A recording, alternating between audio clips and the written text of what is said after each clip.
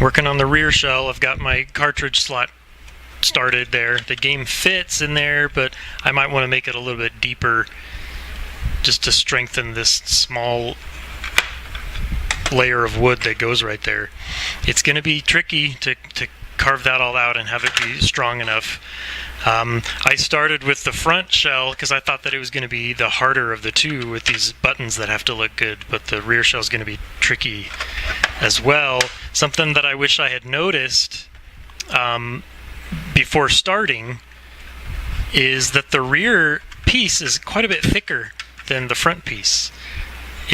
I mean, the circuit boards sit pretty flush in each side, but something I might end up having to do is have the circuit board sit up a little bit higher on the rear shell, or on the wood one, so that I can use some of the space left over in the front shell. I'm glad that I haven't actually cut this down yet, because I might need to use some of that height to fit some of the rear components inside. As before, it's taking a really long time to hollow this all out. I don't have any good machinery to do that for me.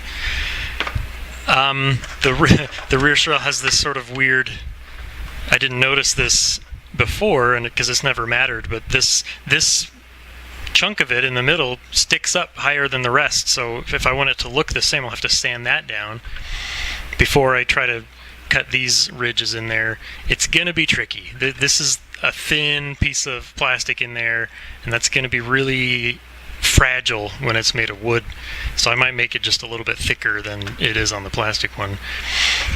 Something I realize is that, you know, these holes aren't perfectly round. The start and select buttons aren't, you know, super good. The speaker holes aren't straight. It looks handmade. If I wanted it to look machine made, I would have had to use machines. I'm just using blades and rotary tools, and so it's going to look handmade. It's not going to look perfect, and I realize that. But I do want it to at least, you know, look like the Game Boy. I want it to have these features. I don't want it to just be flat on the back. I want it to actually, you know, resemble that. I won't drill screw holes probably, but I do want to try to do these ridges. But it's coming along. I drilled this hole through the cart slot because that's the, you know, I have to have a nice big hole eventually, and I need to know how far up to make this deep hole inside and when to turn shallow like it does on this actual plastic one. So that's the start. That's where the cartridge goes. That's the start of it. Here's my progress on the rear shell. I've got the cart slot cut all the way through, and it actually fits a game in there. Here's my rear PCB with the inverter chip installed, and I can slide the game right on in, and it slides into the pins on the board, and it's great. That's about as far deep as I can get this board without cutting stuff too thin, and it's a little tricky to pull the games out rubbing the plastic against the wood, but it's functional.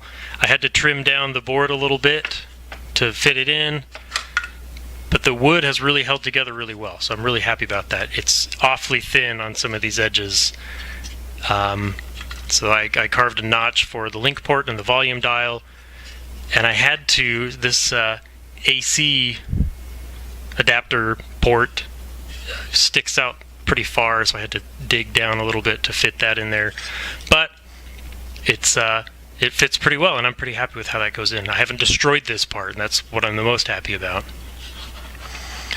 The next thing I need to do, well, so on the front board I cut this notch for the headphone jack, and if you look at a real plastic shell, the headphone, it's the front shell that has the notch cut out for the headphone port, because the jack sits up on this part of the rear board. So I need to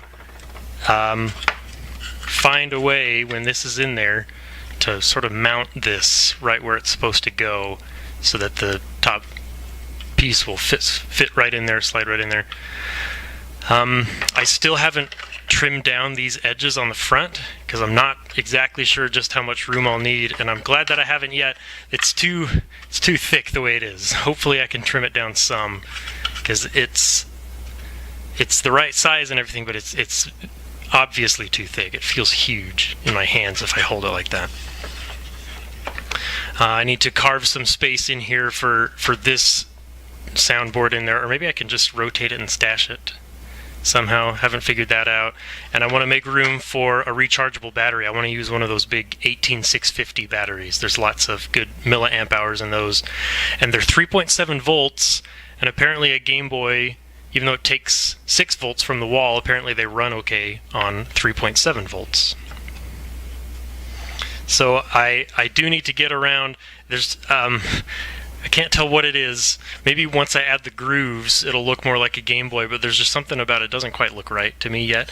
I think I need to get that corner a little bit more rounded. I've been really sanding these sides down. It's really tapered down quite a bit on those sides, and so I don't want this to look too squarey when this is so rounded on those edges. But just a couple more things to carve out before I can start thinking about staining it. So I'm excited to be done doing all the woodwork part, and I can get into the soldering and electronics work of it. I'm just about ready to start staining. A couple of last minute changes that I did, or adjustments. I sanded this edge down just a little bit, not a whole lot, and I added this internal hardware to make sure that the buttons and stuff go in just the right spot, so that I could be sure that everything fits. And what I did here, I took an old front cover of a Game Boy. A side of it was all melted real bad, and so I went ahead and Dremeled out these pieces inside that were still intact. And what I did was, with the screw posts, I Dremeled those out, and then I screwed them. I put the screws in to the front PCB and screwed them into the screw posts on this side, put glue on the tips of them all, and then stuck it in the front cover where they're supposed to go. And then when the glue dried, I just unscrewed them, and then they were all in the right spot. And so then I used epoxy to make sure that they don't move, and I did a similar thing for the other pieces. I dug this nice groove for a big 18650 battery. In case you don't know what that is, this is a regular AA that the Game Boy normally runs on. And I put it diagonally so that I could fit this charge board in there to charge the battery. And I was just about to put it in there and cut the hole for it, but I decided this uses mini USB, and so I ordered some charge boards that do micro USB, because who has mini USB cables lying around anymore? So I want to use a micro USB for that. What else? I cut a hole for the adapter.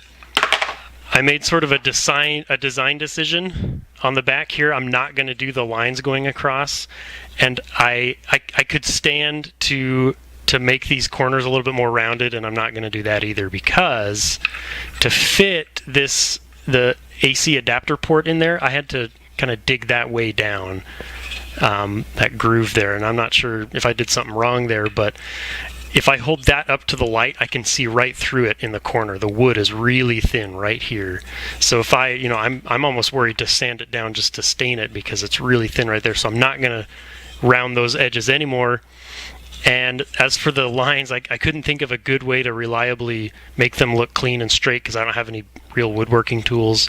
So I did sort of a risk-threat analysis in my head and decided that the probability of me messing it up is really high for them to look awful, and the threat is, I don't want it to look super awful.